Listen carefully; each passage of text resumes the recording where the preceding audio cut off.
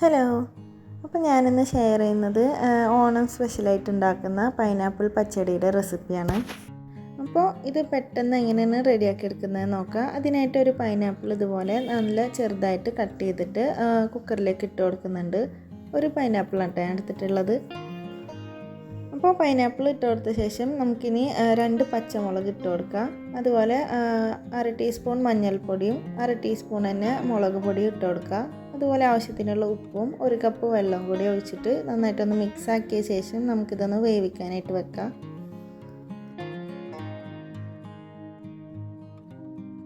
അപ്പോൾ ഇത് വേവിക്കാനായിട്ട് വെച്ചിട്ടുണ്ട്. ഇനി ഇതൊരു 3 വിസിൽ വരുന്നത് വരെ ഞാനൊന്ന് കുക്ക് ചെയ്തെടുക്കുന്നുണ്ട്. എന്നിട്ട് ഇതിൻ്റെ പ്രഷറെല്ലാം പോയ ശേഷമാണ് നമുക്കിത് തുറക്കേണ്ടത്. ആ ഒരു ടൈമിൽ നമുക്കിതിലേക്കുള്ള തേങ്ങാരപ്പ് റെഡിയാക്കി എടുക്കാം. ഇതിനായിട്ട് 1 കപ്പ് തേങ്ങ ചിരവിയതും 1 ടീസ്പൂണ് കടുകും 1 ടീസ്പൂൺ തന്നെ നല്ല ജീരകവും കൂടെ എടുത്തിട്ടുണ്ട്. അതുപോലെ 1/4 കപ്പ് വെള്ളം കൂടെ ചേർത്തിട്ട് നന്നായിട്ടൊന്ന് അരച്ചെടുക്കുന്നുണ്ട്.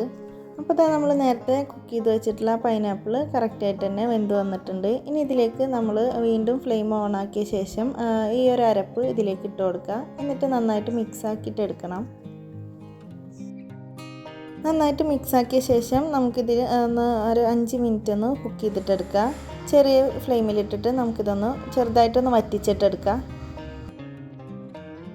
അപ്പോൾ ഇതത് ചെറുതായിട്ടൊന്ന് വറ്റി വന്നിട്ടുണ്ട്. ഇനി ഫ്ലെയിം ഓഫ് ചെയ്ത ശേഷം 1 കപ്പ് തൈര് മിക്സിയുടെ ജാറിലിട്ടൊന്ന് ബ്ലെൻഡ് ചെയ്ത ശേഷം ഇതിലേക്ക് ഒഴിച്ചു കൊടുക്കുക. അധികം പുളിയില്ലാത്ത തൈരാണ് ഞാൻ എടുത്തിട്ടുള്ളത്. ഇത് നന്നായിട്ട് മിക്സ് ചെയ്ത ശേഷം നമുക്കിത് മാറ്റി വെക്കാം.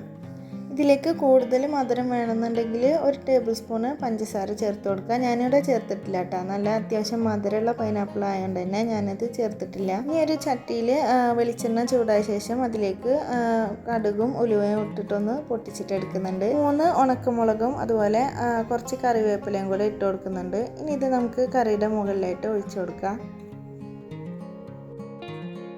ഇനി ഇത് നന്നായിട്ടൊന്ന് മിക്സ് ആക്കിയിട്ട് എടുക്കുക. അപ്പോൾ ഇത്രയുള്ളൂ, വളരെ സിമ്പിളായിട്ട് പെട്ടെന്ന് തന്നെ റെഡിയാക്കി എടുക്കാൻ പറ്റിയിട്ടുള്ള നല്ല ടേസ്റ്റി ആയിട്ടുള്ളൊരു കറിയാണ് ഇത്. അപ്പോൾ ഈ ഒരു റെസിപ്പി എല്ലാവർക്കും ഇഷ്ടമായിട്ടുണ്ടാവുമെന്ന് വിചാരിക്കുന്നു. ഇഷ്ടമായിട്ടുണ്ടെങ്കിൽ എല്ലാവരും ഒന്ന് ലൈക്ക് ചെയ്യാനും ഷെയർ ചെയ്യാനും കമൻറ്റ് ചെയ്യാനും മറക്കരുത്. അതുപോലെ ഇതുവരെ സബ്സ്ക്രൈബ് ചെയ്യാതെ കാണുന്നവരുണ്ടെങ്കിൽ മറക്കാതെ ഒന്ന് സബ്സ്ക്രൈബ് ചെയ്ത് സപ്പോർട്ട് ചെയ്യണേ. ഇനി ഇതുപോലെ നല്ല ടേസ്റ്റി ആയിട്ടുള്ള അടിപൊളി റെസിപ്പീസുമായിട്ട് വീണ്ടും വരാം. താങ്ക്